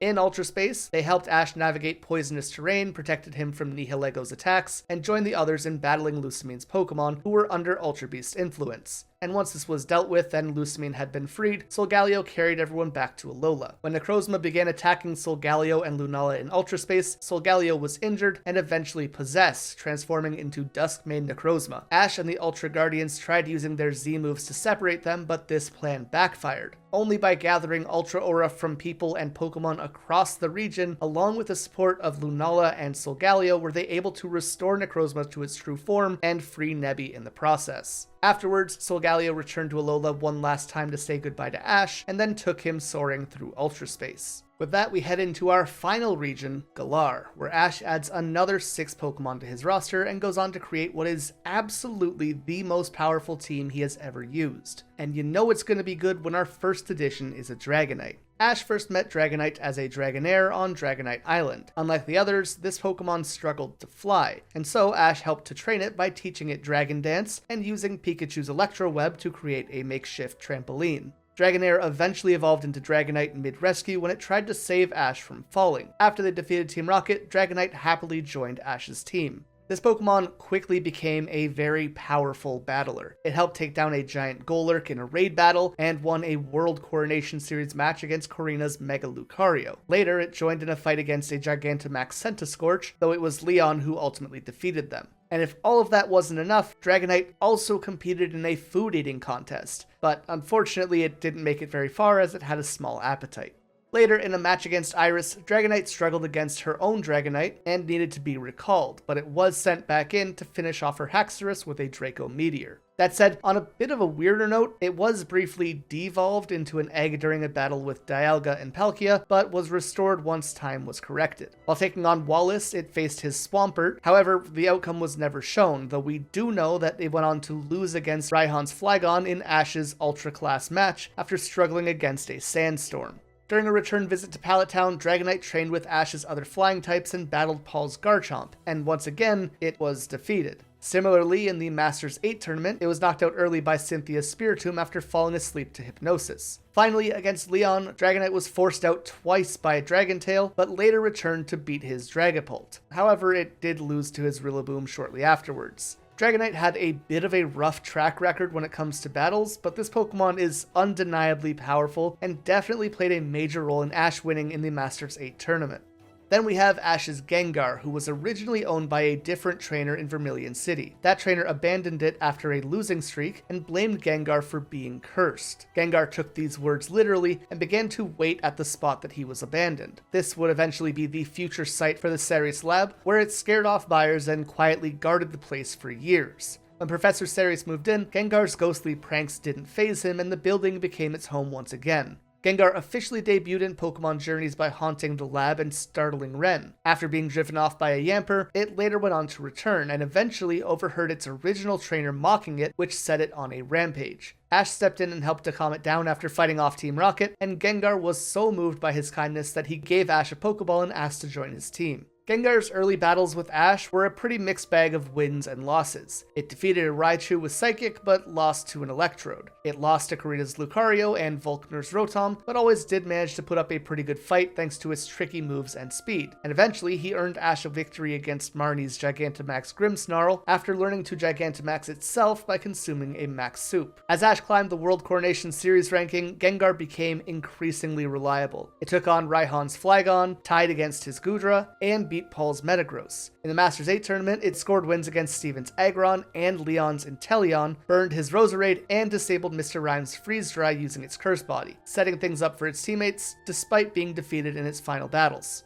Following the Gigantamaxing Gengar is a mega-evolving Lucario. His egg had been found in Sinnoh and passed between daycare workers who struggled to get it to hatch. Eventually it ended up with Nurse Joy in Vermilion City, and the egg finally reacted when Ash visited because of his strong aura. When it hatched, Riolu ran off to battle wild Pokemon on its own, only to be overpowered. Ash caught up with them during a fight with an Onix, and after Pikachu and Riolu drove it off, Riolu went on to let Ash catch them. This Pokemon admired strength, especially after meeting Karina's Lucario and showing a deep desire to evolve and grow stronger. That said, its battles were a pretty mixed bag, losing to Team Rocket, beating a Galarian Farfetch'd, and struggling against Bees Graplocked. Riolu steadily improved and eventually it evolved into a Lucario during a battle with Chairman Rose. At first, this Pokemon learned to Gigantamax after training with Alistair, but later pursued Mega Evolution by finding a Lucario Knight on Mega Island. Lucario also received training from Greninja, learning how to hone its aura powers, and allowing it to make even more devastating aura spheres. It battled many of Ash's strongest opponents like Bee's Gigantamax Machamp,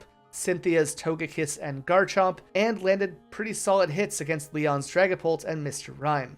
Up next is Sirfetch'd. Ash encountered Sirfetch'd when it was still a Galarian Farfetch'd, and was an unusually aggressive and power-hungry Pokemon that had made a name for itself around Winden. After hearing about it from a defeated trainer, Ash battled it with Riolu, and through a hard-fought win managed to invite it onto his team. Though powerful, it initially struggled with teamwork and strategy, losing to faster opponents like Bee's Hawlucha and being outmatched by Rinto's Gallade. Its biggest growth came after participating in Wickstrom's Chivalry trial, where it started to show signs of respect and cooperation with Ash. In a rematch against Gallade, it adapted mid-battle and wielded its broken leek like a sword and shield, ultimately evolving into Sirfetch'd. From then on, they were a dependable fighter. It learned its signature move Meteor Assault and scored major wins against Pokemon like Drasna's Mega Altaria and Cynthia's Milotic. Even when it lost, like against Leon's Rillaboom, it dealt serious damage to the opponent and then often got back up to cheer on its teammates. And finally we have Ash's first fossil Pokemon and his last major catch, Dracovish. Ash's Dracovish was first revived in the Galar region during a fossil experiment, which fused two mismatched fossil pieces to create Dracovish and Arctozolt. Right after it was revived, Dracovish started wildly chasing Ash and Pikachu around the lab, trying to bite them, crashing through attacks, and causing chaos until it accidentally ran off with Ash on its back, with Ash soon adding this Pokemon to his team. Dracovish took part in fun events like the Kids Marine Athletic Race, where it showed surprising speed and teamwork. In Ash's World Coronation Series match against Iris, they pulled off a surprise victory against her Dragonite, though it did lose to her Haxorus shortly afterwards. Notably, Dracovish battled Drasna's Noivern and Altaria, helped Ash defeat Wallace, and held his own against titans like Steven's Metagross and Cynthia's Garchomp, even managing to power through poison and while taking a win over Roserade. Then, while battling Leon's Dragapult, it awakened a hidden ability using Strongjaw to land massive hits with Ice Fang. It later returned to battle Leon's Rillaboom, just barely managing to push through for a victory, though his Cinderace did defeat it soon after. All of these Pokemon were sent back to Oak's lab, and going forward, Ash decided that he wanted to keep a rotating team on his journey, rather than sticking with any set party in any particular region. But from here, we have a few other groups that we need to cover. Ash's temporary Pokemon, the Pokemon that he traded or gave away, and the Pokemon that he traveled with for considerable amounts of time but didn't actually catch. But before any of those, we have to talk about his Mr. Mime. Following this, it helped stop Team Rocket's theft at a circus and began to permanently live with Delia. Mr. Mime was officially caught by Ash sometime afterwards, though this occurred off-screen. Mime remained home in Pallet Town during Ash's journey through Johto, helping Professor Oak and assisting in caring for Pokemon at the lab. It continued to appear throughout Ash's time in Hoenn and Sinnoh, often watching his league battles alongside his mother. During this time, it helped in various small ways, such as fending off Team Rocket or assisting in daily maintenance around the house and the lab. Mime later joined Delia on her vacation to Alola, where it was revealed to have won the raffle tickets for the trip itself, and they also traveled with Ash to Vermilion City, where he began his research work at Ceri's lab. While there, it cooked and helped train Ash's Pokemon, and Mime even went on to be used in a battle during the Flute Cup, where it defeated a Hariyama, but refused to battle against a Mightyena, and forced a switch. From here, it essentially went back to its normal way of living again.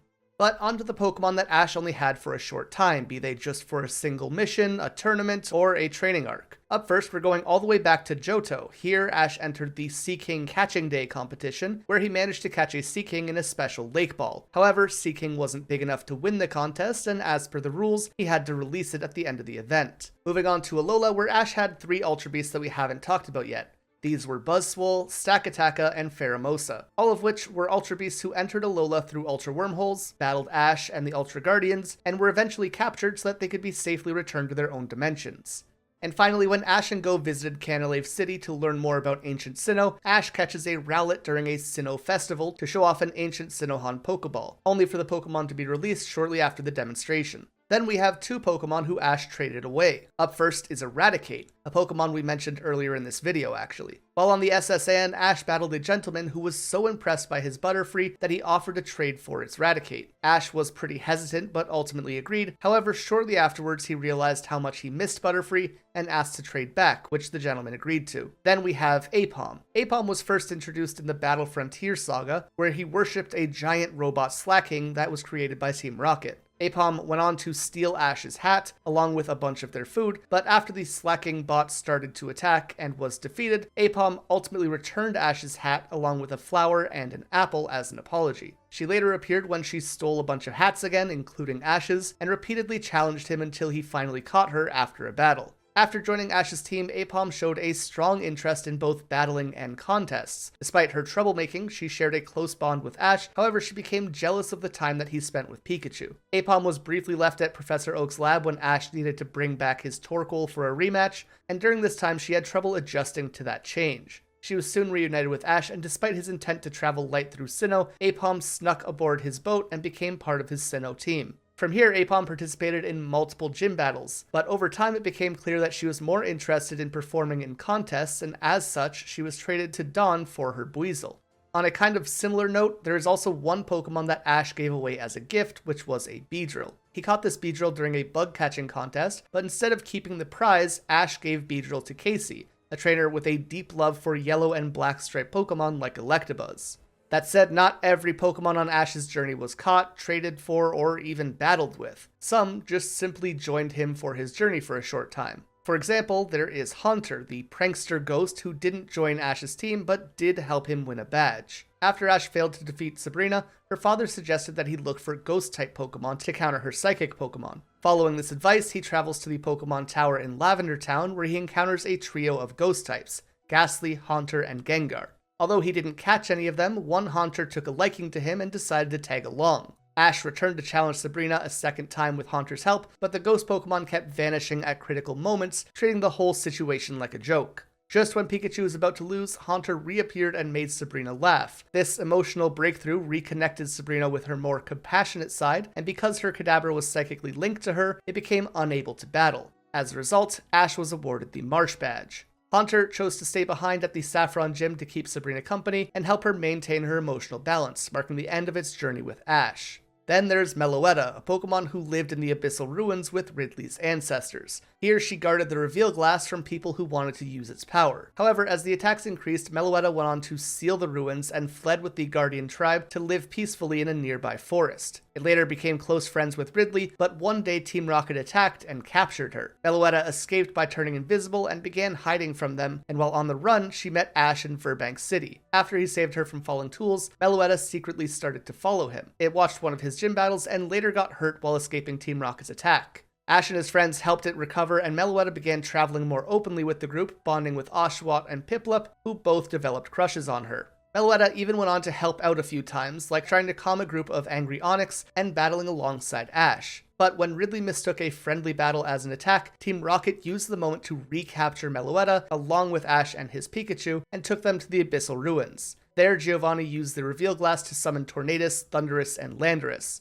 Meloetta eventually calmed the trio with its song and stopped their chaos, and after Team Rocket retreated, she reunited with Ridley and returned home with him, leaving Ash's group behind. And finally, we have Ash's living Pokedex, Rotom. Rotom first appeared when it entered the Pokedex that Ash got from Professor Kukui. It introduced itself and followed Ash to the Pokemon School, where it met his friends and started tagging along on his adventures. Rotom even upgraded itself with a camera and later helped record Ash's training. It also added a voice sampling feature to help Ash give a speech, but things got a bit out of hand when it tried to be too dramatic. One time, Rotom was accidentally knocked out of the Pokedex and switched places with a Wash Rotom. It had to find its way back, which it did after Pikachu zapped it once again. Later, Rotom updated itself with Ultra Beast information to help keep track of new Pokemon like Poipole. However, Rotom's big moment came when it corrected an error during the filming of its favorite show. The producer was so impressed that he offered Rotom a role, but the Pokemon turned him down and went back to traveling with Ash. When Ash decided to return to Pallet Town, Rotom chose to stay behind in Alola to work with the Aether Foundation. Similarly, Ash received a smartphone from Professor Cerise, which also had a Rotom in it, this being the Rotom phone. And that is every one of Ash's Pokemon that he ever called a partner, through every region, every league, and every adventure. From early bonds like Pikachu and Charizard to later powerhouses like Greninja or Dracovish. Ash's journey had been shaped by each of these Pokemon in their own way, whether they traveled alongside him, stayed behind at Professor Oak's lab, or returned home after helping him through a region. Each one left a mark on his story, but I want to know which of them is your favorite in the comments down below. If you want to see more breakdowns like this one, let us know what topics we should cover. But for now, don't forget to leave a like and subscribe to Uproar Media for more in the future. Thanks again for watching, and we will see you in the next one.